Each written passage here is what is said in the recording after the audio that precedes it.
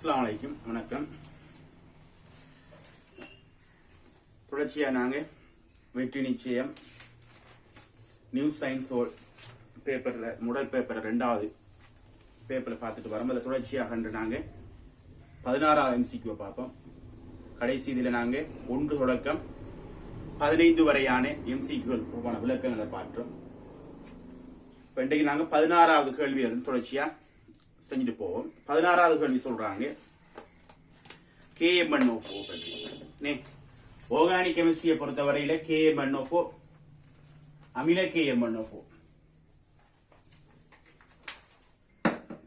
அமில KMnO4 இத சாக்கத்தை பார்த்தோம் சொன்னா அமில KMnO4 ஒன்று ஆல்டிஹைட் கார்பாக்சிலிக் அமிலமா ஒட்சியேற்றுவாரு. ஆல்டிஹைட் கார்பாக்சிலிக் அமிலமா ஒட்சியேற்றும். அதே வேளையில முதல் alcohol RCH2 OH R C double bond OH carboxylic அமிலம் மாற்றும். அதே போல வழி alcohol R1 CH OH R R1 C double bond மாற்றும்.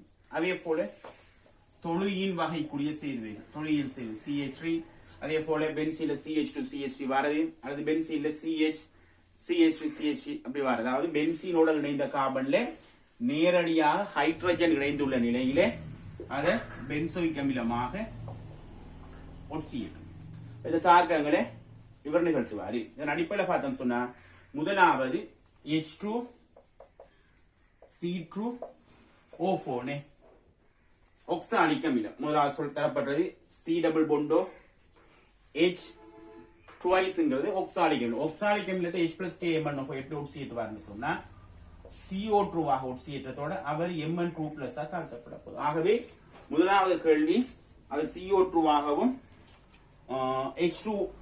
CO2 ஆகவும் H2O ஆகவும் Mn2 plus ஆகவும் தாழ்த்தது. இரண்டாவது பொறுத்த வரைக்கும் அது முதல் ஆல்கஹால்ங்கிறதாலே கார்பாக்சிலிக் அமிலம் ஒட்சியேற்றும். மூணாவது பென்சீனோட இணைந்த கார்பன்ல நேரடியா H இருக்குது. பென்சீன் எப்படி பென்சீன் CH CH3 CH3ங்கிறதால இத பென்சோயிக் அமிலம் ஒட்சியேற்றுவாரு. நாலாவது CH3 C double bond OHங்கிறதால ஏற்கனவே கார்பாக்சிலிக் அமிலம் தான்.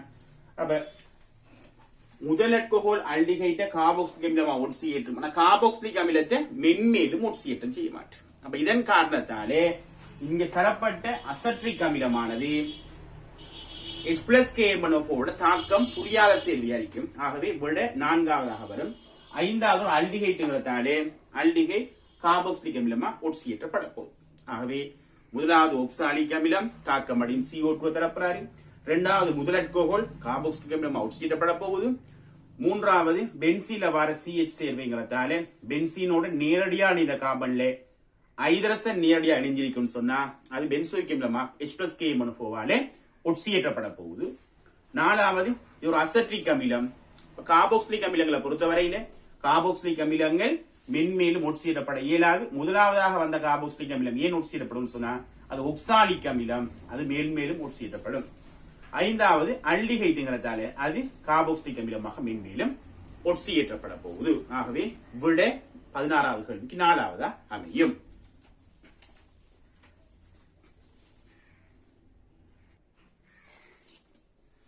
அடுத்து 17வது ஃபீனோலின் ஒரு பரிவு கட்டமைப்பு அல்லாதது. ஃபீனோல தெரியும் எங்களுக்கு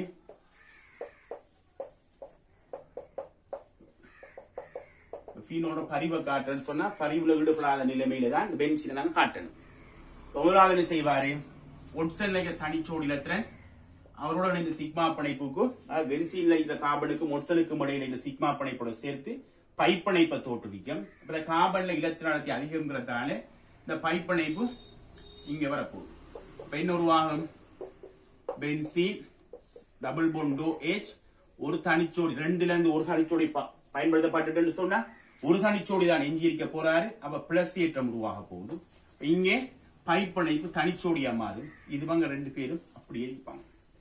அதன் பிற்பாடு என்ன செய்யும், இந்த தனிச்சோடி மைனஸ் இவருக்கு பைப்பிணைப்பா மாற இந்த பைப்பிணைப்பு இங்க தனிச்சோடியா மாறும். ஆகவே டபுள் பொண்டோ பிளஸ் இங்க இந்த தனிச்சோடி பைப்பிணைப்பா மாறினா இந்த பைப்பிணைப்பு பராநிலையில தனிச்சோடி இலத்திரனை கொண்டிருக்க போகுது. இந்த பைப்பிணைப்பு மாறலியா அப்படியே இருக்க போகுது. இதன் பிற்பாடு இந்த தனிச்சோடி மைனஸ் பைப்பிணைப்பா மாற இந்த பைப்பிணைப்பு இந்த ஓதோ நிலையில ஒரு தனிச்சோடி மைனஸ் இலத்திரனை ஏற்படுத்தும். ஆகவே ஓ பிளஸ் தனிச்சோடி இந்த தனிச்சோடி இந்த பைப்பிணைப்பு ஏற்படுத்தினா இந்த பைப்பிணைப்பு இங்கே தனிச்சோடி இலத்திரனா மாறும். மீண்டும் இந்த தனிச்சோடி இலத்திரன் இங்க பைப்பிணைப்பை ஏற்படுத்த இது மீள பழைய நிலைமை அடையும். பைப்பிணைப்புகள் மாறிப்பாங்க. ஆகவே ஓ 2 தனிச்சோடி இந்த இடத்துல பைப்பிணைப்பு இந்த இடத்துல பைப்பிணைப்பு இங்கே தனிச்சோடிய பைப்பிணைப்பை ஏற்படுத்தி இருப்பார். அப்ப இந்த 5 நிலைமைகள் தான் இவர பரிவு கட்டமைப்பு ஆகிய போது முதலாவதும் 5ஆவதும் ஒன்றுக்கொன்று சமன் ஆனாலும் பைப்பிணைப்புகளோட தானங்கள் மாறி இருக்க போகுது. இடையில பென்சீன பரிவு கட்டமைப்புகளுக்கு உறுதிக்கு வழிவகுக்கின்ற பென்சீன பரிவு கட்டமைப்புல பார்த்தோம்னு சொன்னா ஒன்று ஓதோ, அடுத்தது பரா, அடுத்தது ஓதோ நிலைகள்ல மைனஸ் தனிச்சோடிகளுடன் வார அந்த கட்டமைப்புகள் நாங்க பார்த்துக்கொள்ளலாம். அப்ப இதுல முதலாவது பார்த்தோம்னு சொன்னா விட முதலாவதாக அந்த கட்டமைப்பு தான் முதலாவது விட, மூணாவது இந்த நிலைமை, நாலாவது விட இந்த இருக்குது, 5வது இந்த அறிக்கை, 2வது விட அப்படி ஒரு பரிவு கட்டமைப்பு ஒன்று இல்லை. ஆகவே 2வது விடையில் இருக்கிற பரிவு கட்டமைப்புங்கிறது ஒன்று இல்லாததால விட 2வது அமையும். சரி,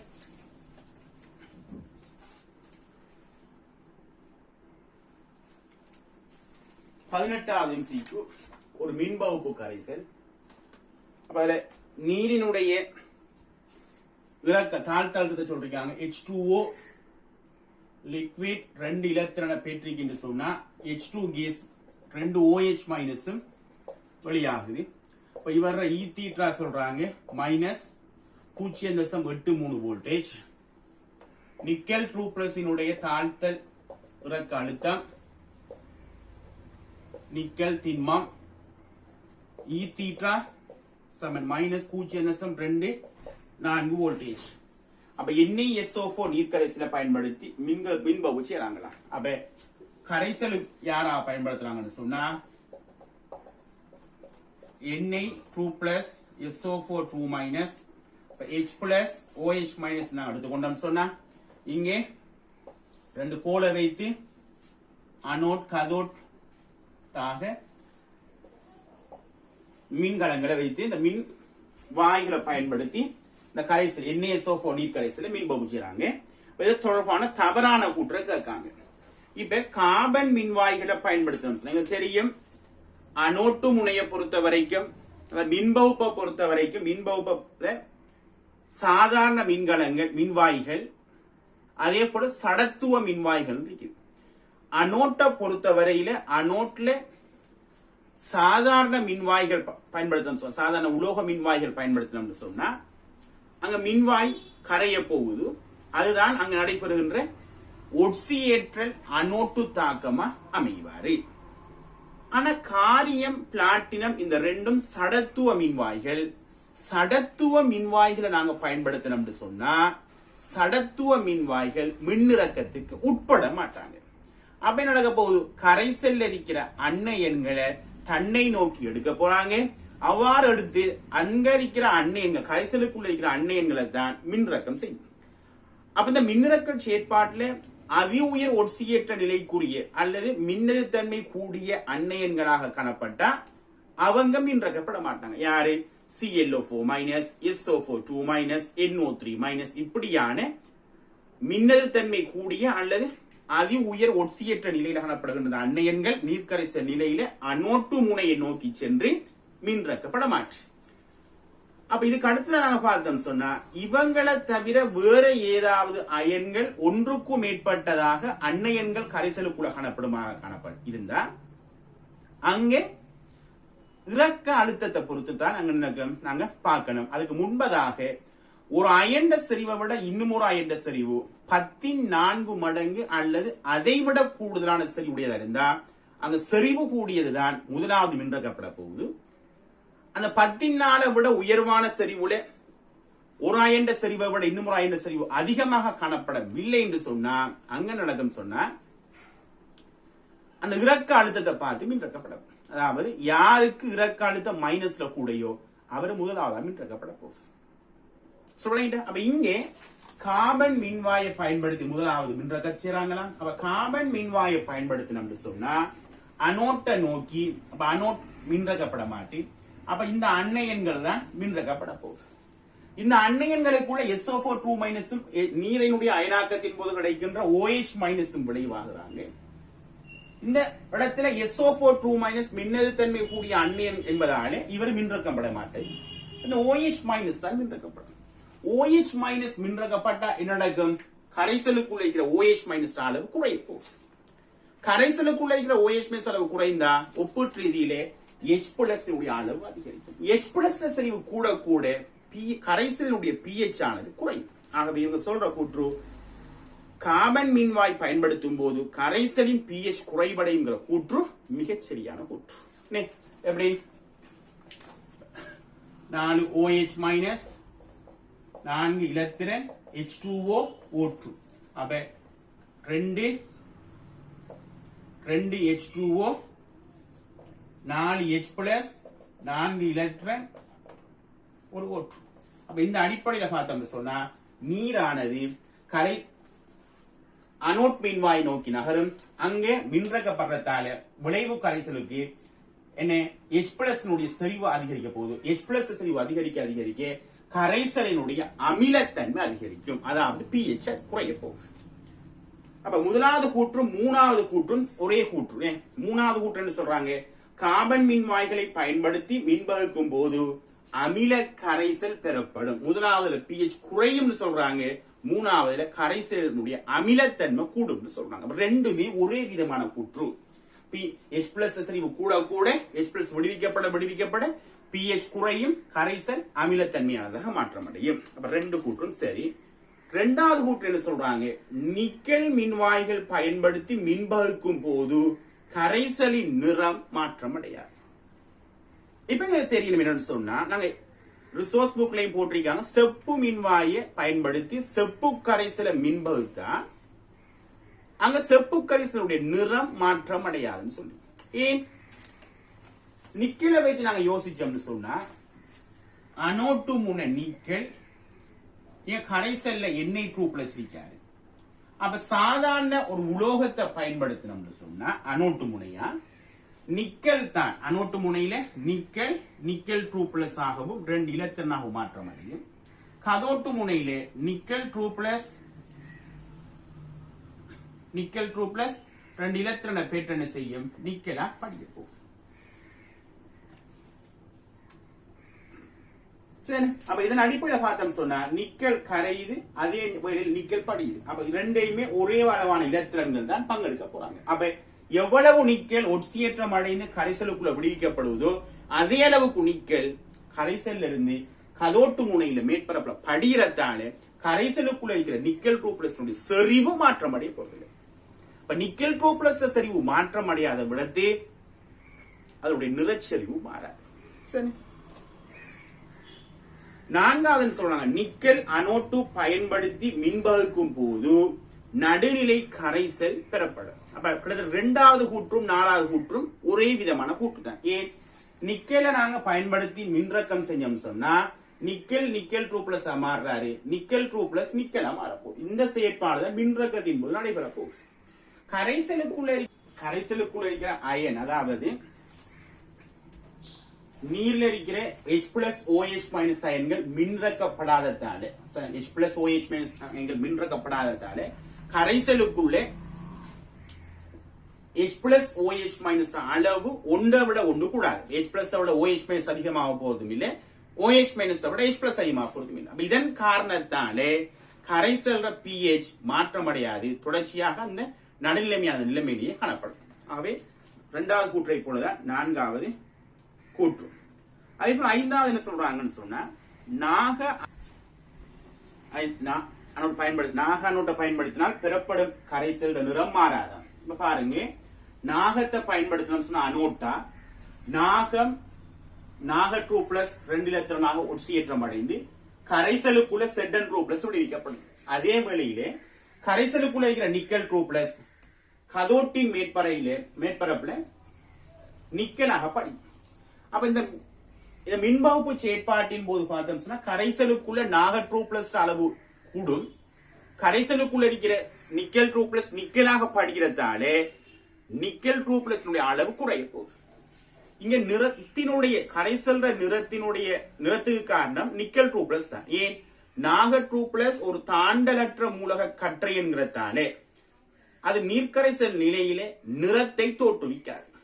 ஆனா நிக்கல் 2+ தாண்டல் உலோக கற்றையன் என்பதால அது நிறத்தை தோற்றுவிக்கும். இந்த மின்பகுப்பு செயற்பாட்டின் போது நிக்கல் 2+ அளவு குறையும், நாக 2+ அளவு அதிகரிக்கும். இப்ப நிறத்தை தோற்றுவிப்பதற்கு காரணம் இல்லாத அயன் அளவு செறிவு கூட போகுது, நிறத்தை தோற்றுவிப்பதற்குரிய காரணமான அயன் செறிவு குறைறதாலே தொடர்ச்சியாக கரைசலினுடைய நிறைச்செறிவு குறைந்து கொண்டு செல்லும். ஆனா தரப்பட்ட கூற்றுல 5வது கூற்று கரைசல் நிறம் மாறாது என்பது தரப்பட்டிருக்கிறதால தவறான கூற்று 5வது கூற்றாகத்தான் அமையும். 18வது 5வது விடை.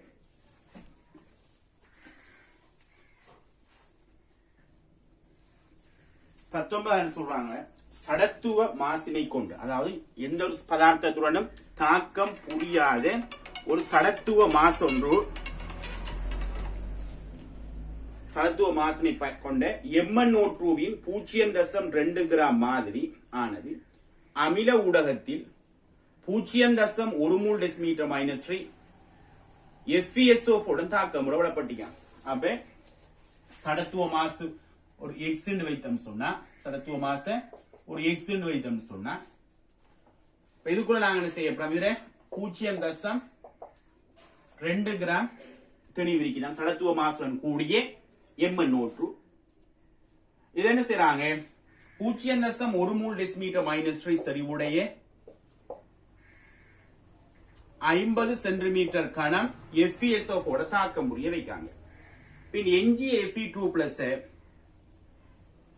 0.1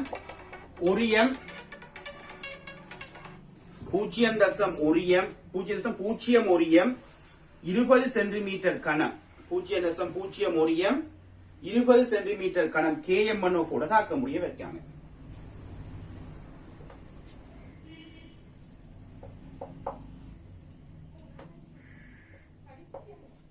சென்டிமீட்டர் கணத்தோட முற்றா தாக்க முடியும்.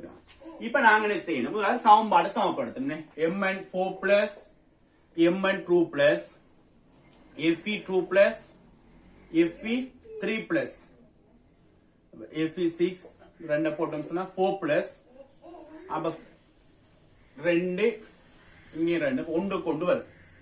அவை 1க்கு 2 MnO2 FeSO4 Fe2+ KMnO4 5க்கு 1 வரும், 1 போடுறல. ஆகவே நாங்க KMnO4 மூல வைத்து எஞ்சிய Fe2+ மூல காணலாம்.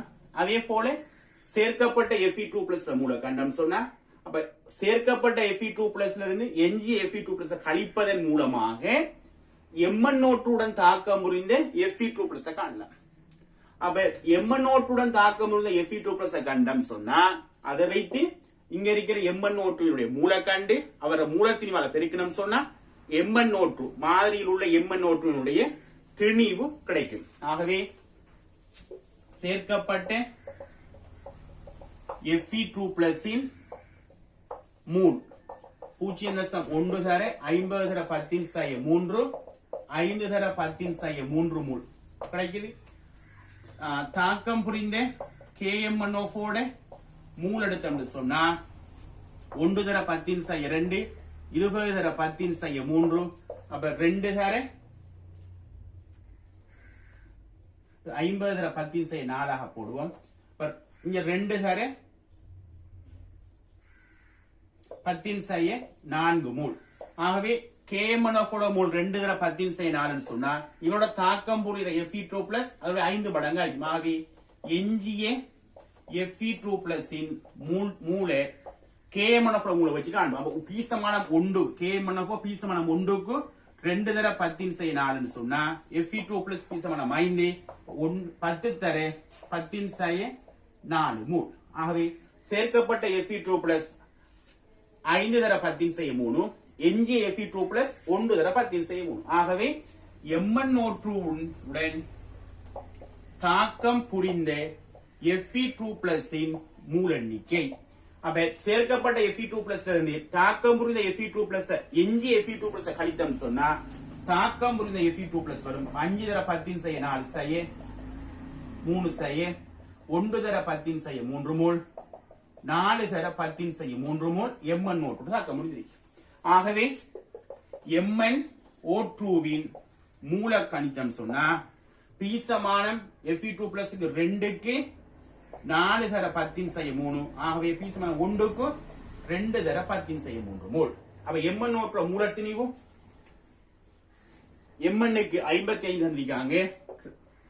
ஒட்சிசனுக்கு 16 2 32. அப்ப 87 வரும். அப்ப 87 ஆல பெருக்குனா திணிவு வரும் 14 17. இப்ப 0.174 கிராம் மாதிரியில் இருக்கிற Mn2 plus MnO2 இனுடைய தெளிவா இருக்குது. ஆகவே தெளிவு நூற்று வீதம் என்ன வரப்போது 0.174 கீழ் மொத்த தெளிவு 0.2 தர 100.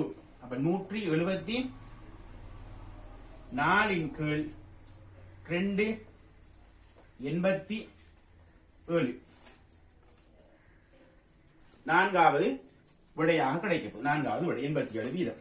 சரி,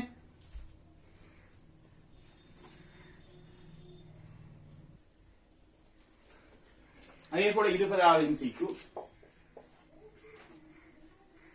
குளோரின் மற்றும் அதன் சேர்வை தொடர்பான பொய்யான கூற்று இது.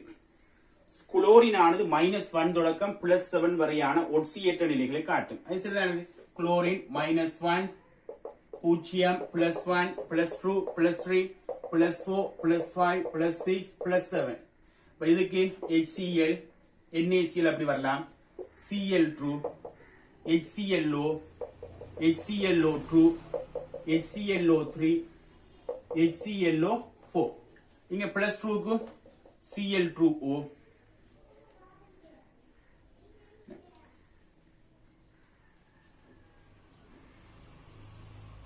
சரி, Cl2 Cl3 இப்படி ஆக்சைடுகள் வரலாம். அதே போல Cl2 ஆனது NaOH ஓட தாக்கம் புரிந்தா NaOH ஓட NaCl ஐயும் NaClO plus H2O தரலாம். செறிந்த NaOH பயன்படுத்துவோம் சொன்னா அது NaCl ஆகவும் NaClO3 ஐயும் H2O ஐயும் தரலாம். ஆகவே இங்கே -1 +1 -1 +3. அப்ப இருவழி விகாரம் சொல்றது பூஜ்ஜியமா இருக்கிற குளோரின் -1 தாழ்த்தப்படுறதோட பூஜ்ஜியமா இருக்கிறது +1 அது +5க்கு ஒட்சியேற்றப்படுறது இருவழி விகாரத்தாக்கம் அறிக்க போகுது. ஆகவே குளோரின் ஆனது NaOH ஓட இருவழி விகார தாக்கத்துக்கு உட்படும். இருவழி விகாரம்ங்கிறது குறித்த ஒரு மூலகம், குறித்த ஒரு ஒக்சியேற்ற நிலையில் காணப்படுகின்ற ஒரு குறித்த மூலகம் ஒட்சியேற்றலுக்கும் தாழ்த்தலுக்கும் உட்படும் சொன்னா அதை இருவழி விகார தாக்கம் சொல்ல போறோம். அதே போல குளோரின் அமில ஆக்சைட்டுகளை மாத்திரம் உருவாக்கும். அது உருவாக்குற ஆக்சைட்டுகள் எல்லாமே அமிலத்தன்மையான ஆக்சைட்டுகள் தான் இங்க இருக்கிற மாதிரி. அதே போல குளோரின் திணிவன் 35,37 சமதானிகளை கொண்டுள்ளது. இப்ப குளோரின் சமதானிகள் எடுத்தோம் சொன்னா 35ஆகவும் 37 தான் இருக்குது. அதாவது அணுவன் திணிவன் இதை வைத்துக் கொண்டு நாங்க பார்த்தாச்சு. 17 17 17 17 18 அதே போல 17 19. அதே போல NaCl ஆனது அமில ஊடகத்தில் H2O2 உடன் Cl2 ஆகியவை தரும். Cl2 ஆக ஒட்சியேற்றன்னு சொன்னா ஒன்று H plus KMnO2 ஆல முடியும். அதே போல H plus MnO2 ஆல முடியும். அடுத்தது மின் பகுப்பு. இந்த செயற்பாடுகளால தான் Cl Cl2 ஒட்சியேற்றலாம். இதை தவிர H2O2 அமில H2O2 டைக்ரோமேட் குரோமேட் இப்படியான சேர்வுகளால் என்ன செய்யலாம் ஒட்சியேற்றப்பட முடியாது. அது Cl2 விளைவிக்கப்பட மாட்டோம். ஆகவே பிழையான கூற்று 5வது கூற்று அமையும்.